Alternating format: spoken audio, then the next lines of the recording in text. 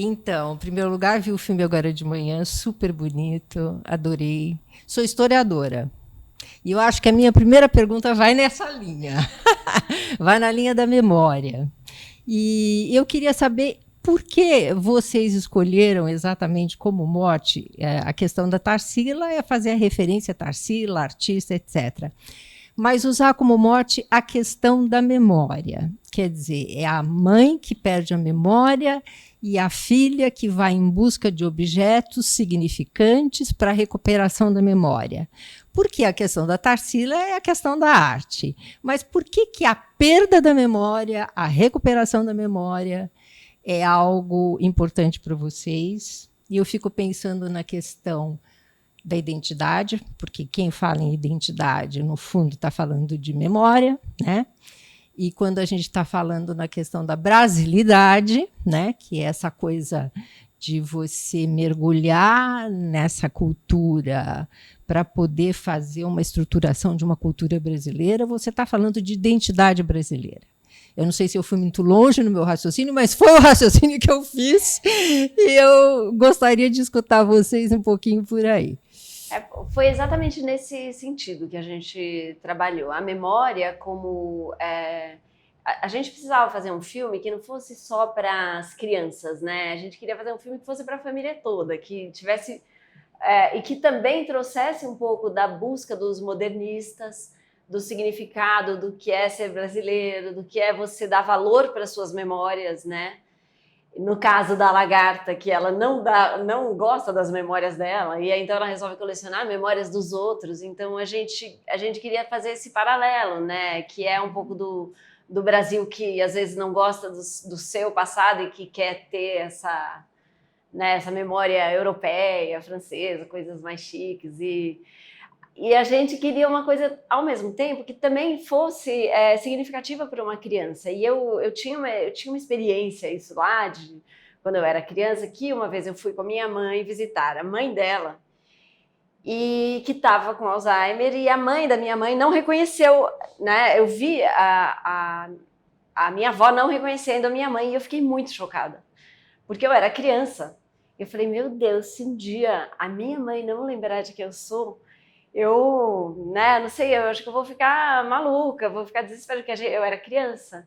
Então, quando a gente começou a trabalhar esse tema, memória, memória individual, né, que a gente começa com a mãe compartilhando as memórias individuais, né, em forma dos objetos que ela tem, né, que a gente estava falando, que é o museuzinho pessoal dela. E depois que a gente vai no final do filme e a lagarta tem memórias do coletivo que ela juntou para serem dela, mas que nenhuma é dela, na verdade, a gente quis fazer todos esses paralelos aí de identidade, memória de uma pessoa, memória de um povo, né? Ou a falta de identidade através da perda de memória. Eu achei bem interessante isso, achei muito agradável. Essa questão, ela já me tocou. E me tocou exatamente isso que você estava falando, quer dizer, você parte de uma questão que é uma memória individual, mas depois você vai fazer a ponte com a memória coletiva, porque só assim você também poderia fazer a ponte com a questão da brasilidade, né? Porque só a partir daí é que dava para ter esse escape mesmo, né? Então foi muito bonito. E eu queria agora conversar com vocês um pouquinho sobre a questão do desenho em si, do traço, né? E eu queria perguntar para vocês, né? O que teve de especial trabalhar diretamente uma temática que é uma temática obra de arte de uma artista no traço do desenho, diferentemente dos outros desenhos de vocês? Em que impactou essa questão, entendeu? Porque, na verdade, você está trabalhando com desenho sempre. E em que agora você, no fundo, está se espelhando, embora vocês coloquem que a Tarsila é só uma fonte de inspiração, mas é obra de arte. E em que o desenho, né, a questão do desenho mesmo, impactou nessa questão aí, nessa inspiração? É uma delícia ter um ponto de partida desse, né? É uma delícia. Porque, né, que nem eu falo sempre, o desenho animado ele parte do zero, né? É uma imagem totalmente sintética, né? Não tem nada. Você vai lá, você desenha personagem, cenário, você dá vida para eles. Nesse caso, era uma matéria-prima excepcional, que era um trabalho extremamente diferente. Ele tem um frescor até hoje. A gente, quando levou um pouco do material impresso nos eventos internacionais de audiovisual, todo mundo ficava encantado e perguntava o que era aquilo, de onde veio isso, né? Então, ele traz uma novidade visual tremenda, né? E ele já é um trabalho totalmente figurativo e já tem personagens. Então, a própria Tarsila do Amaral já fez um quadro, que é o ponto de partida principal do filme, que é a Cuca, que tem a Cuca, tem o sapo e tem o tatu-pássaro. Então, os personagens já estão ali. Depois, a gente fez uma pesquisa super extensa de desconstruir toda a obra, pegar objetos em cada quadro, separá-los com fundo branco, e depois pesquisar no catálogo Raisonné dela e ver um monte de coisa que ela já fez, desenhos que ninguém nem conhece. O desenho do Saci, ninguém nunca tinha visto. O desenho do bicho barrigudo, que é o guardião lá da lagarta, ninguém nunca tinha visto. Tudo isso foi um material muito rico que, ao mesmo tempo, nos dava uma responsabilidade tremenda. E a gente tinha muito claro na cabeça também que a gente não ia fazer um filme que contasse a história da artista, e nem a história do movimento modernista. Não era isso, não era um filme histórico, era uma aventura, era uma história que as pessoas vão se emocionar e que lá, dentro dessa narrativa, a gente vai introduzindo conceitos, informações e conteúdos que vão ser absorvidos de uma forma mais legal possível, que é através da emoção. Mas eu acho que tem uma coisa curiosa, que a gente reconhece no filme, isso que você está falando. Quer dizer, é fonte de inspiração, mas você reconhece o tempo inteiro a Tarsila do Amaral no filme, né? E você reconhece o Brasil, não é? Com toda a paisagem pictórica de campo e tal. E o que eu achei muito lindo foi a inserção da cidade, né? Através do quadro lá, que é a estação ferroviária. E, na verdade, me chamou a atenção o seguinte, né? Eu logo percebi que vocês vão fazendo citações de histórias em quadrinhos tradicionais, né? É o espelho que quebra, né? É o espelho da Bela Adormecida, não, enfim, é o espelho, é o túnel. E achei muito linda essas citações e pensei assim, bom, você, na verdade, tem que ter um referencial que te leva também para contos de fada que são internacionais, que não são só necessariamente nacionais, né? E eu fiquei me perguntando, bom, como é que as personagens caracterizadamente brasileiras, como é que elas vão aparecer e quando elas vão aparecer? Quando chegou na estação ferroviária, para mim aquilo foi um impacto lindo, porque aquelas personagens que estão circulando na estação, elas são muito brasileiras. Né? Elas são muito a pintura modernista circulando ali, dos outros modernistas, não necessariamente só da Tarsila, né? Então eu achei muito linda essa passagem. Eu fiquei muito encantada com esse momento do filme. Achei ele realmente, plasticamente, foi uma das coisas assim que me tocou muito. E achei assim muito bonito, porque eu acho que é uma história super amarrada. Eu vou te dizer que eu fiquei 1h30 sentadinha ali e gostando demais, entendeu? E pensando exatamente o que vocês estavam falando, né? Na verdade, a gente carrega a criança que a gente tem na gente para dentro do cinema. Você não precisa esperar ter filho, sobrinho, né, para ir lá para o cinema, né? A gente carrega e acha, claro que talvez a questão da Tarsila pode aproximar o adulto e tal, mas não é isso, né? O filme ele só tem essa inspiração e tem essa plástica, né? Que está dada com inspiração na Tarsila. A questão da música é super bonita. Né? Obviamente que tinha que ter lá o Villa-Lobos, que aparece de forma lindíssima e tem tudo a ver. Acho super bonita a música final do Zé Cabaleiro. Aliás, qual é o nome daquela música do final? Que o Zeca compôs? Chama Tarsilinha. Chama Chama Tarsilinha? Tarsilinha? Tá. Ela está sendo divulgada independente do filme, a música? Tá. Sim. Tá. Sim. Foi lançado esse legal. clipe, a gente lançou no fim do ano passado, ano retrasado, já nem lembro agora. Uhum. Com a pandemia eu perdi um pouco a noção do tempo. A memória começou a pifar. Mas acho que foi no fim do ano de 2020 que a gente lançou. Ah, entendi. Mas é sobre desenho também? Tem o quê? Tem no Spotify, Ah, legal. Eu acho... eu ia Não, é só falar que a música é dele e do Zezinho Mutarelli. Zezinho Mutarelli. Legal.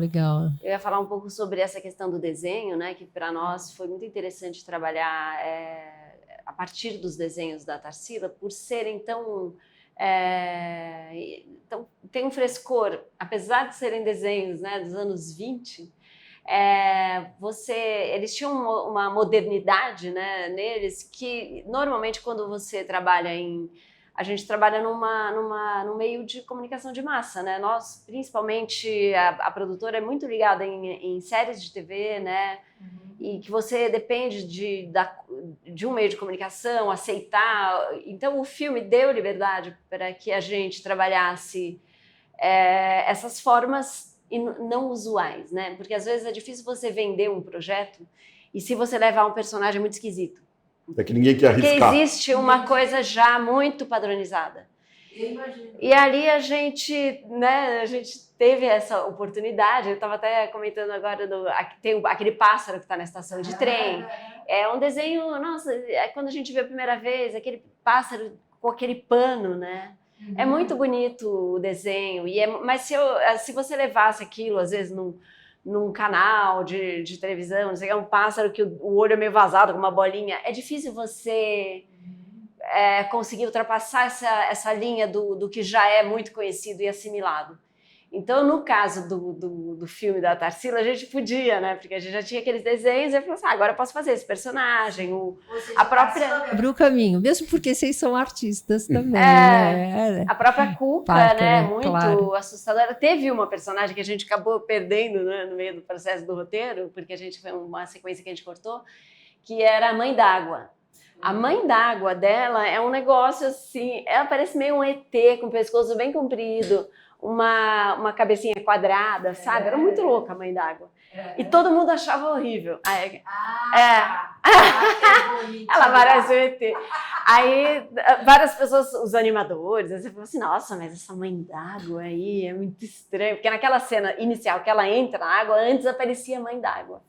E a Mãe d'Água. Na hora que você estava falando, eu estava pensando, né? Então, e é super bonito essa ideia que eu gostei exatamente da transposição para o outro mundo, se é por meio do mar, por meio da água. Claro, tudo a ver, né? Tudo a ver. É um nascimento ali. Nossa, muito lindo. E fora a questão da paisagem, né? Porque, na verdade, eu estava olhando aquelas paisagens, eu falei, gente, isso aqui é um pão de açúcar completo, né? E que, na verdade, assim, você quer paisagem geográfica mais característica da gente do que todos esses pães de açúcar que são essas serras aí do Minas. Porque ela tem bastante, várias pinturas ali na região de Itu, com aquelas pedras redondas, né? E se você vai para lá, você vê aquelas pedras redondas no meio do caminho, assim, que são muito, parece que você está no quadro. Capivari, muito legal. Capivari, que tem muito isso. Agora, outra coisa que eu não esperava, deixa eu acabar rapidinho, porque já passou mais 20 minutos. Uma coisa que eu não esperava era que o mergulho fosse ser no Abapuru. Foi lindo isso. Isso foi bem bonitão, aquele sistema digestivo. Não, e que você galgar, subir, escalar, né, uma entrada para o mundo do nunca, né? O mundo da Terra do Sem Fim. Da Terra do Sem Fim. Entrar e subindo o Abapuru. Aliás, o Abapuru, ele tem tudo a ver, ele te chama para escalar, na verdade. Né? Ele te chama, ele te pede para escalar. Mas o Vale do Sem Fim, que é esse lugar, tem uma origem interessante, né? Na verdade, esse é o do Cobra Norato, do Raul Bop. Eles vão para a Terra do Sem Fim, né? Dentro dessa aventura. E a gente recuperou essas terras sem fim aí, porque a gente queria que ela fosse para um lugar bem perigoso, que ninguém nunca vai. Então a gente pegou da história da Cobra Dourada. Não, achei bonito a lagarta, com a questão de se tornar borboleta e que nunca se tornou. Que lindo, muito bonito. Gostei demais. Legal. Enfim, o filme foi... Eu acho que bonitão. ele tem, eu já tenho repetido isso, que ele tem um papel agora importante. Então a gente está vivendo esse momento muito difícil no Brasil. Acho que você ir no cinema e ver uma coisa que fala do Brasil, de uma artista brasileira, feito por brasileiro, você fala, poxa, então essa idade das trevas que a gente está vivendo tem uma saída. E tem um Brasil que está esquecido, está adormecido, tem que se acordar. É uma identidade importante, né? De você saber. Porque eu cheguei a ouvir, né, nesses momentos aí desse governo atual, a coisa, para que fazer filme se já tem tanto filme sendo feito nos Estados Unidos? Então, para que a gente tem que ficar gastando dinheiro com isso? Então, e é uma coisa tão óbvia, né, para nós. Assim, mas eu acho que quando você tem um filme como Tarsilinha, que traz a obra da Tarsila, que leva isso para as crianças e pais, né, famílias, todos assim, numa recuperação de identidade. Claro. Você tem um resultado assim que vai durar muitos anos, né? Que é um trabalho que vai... A animação também tem essa qualidade, ela dura bastante. A gente tem coisas de animação que a gente fez aí em 2010, né? E hoje tem gente que assiste, comenta. É uma coisa que é muito perene, né? O trabalho de animação. Só quando vieram falar isso uma vez para mim, eu falei a mesma coisa. Para que plantar soja se pode comprar de fora? Mais fácil, né? Gasta terra. Mas o que eu acho que é isso também. É um momento super oportuno para estar discutindo essa questão da identidade, né? Não só porque a semana está aí. Nós estamos, de novo, passando por uma tremenda crise de identidade. Né? Por isso que eu estou dizendo. Eu acho que quando a família vai junta, vê um filme, e os dois estão ali no mesmo patamar de emoção e descobertas, e eles saem dali, vão conversar muito sobre aquilo e rever um pouco, olhar em volta e falar, puxa vida, quem somos nós, afinal? Muito lindo. Pessoas, foi bonito demais. Obrigada. Acho super integrado a questão da temática, com o desenho, com a música. Obrigado. Lindão. Obrigado por ter vindo. Boa sorte aí na carreira nacional e internacional. Tá bom. Obrigado. Obrigada. Tchau. Prazer, obrigado.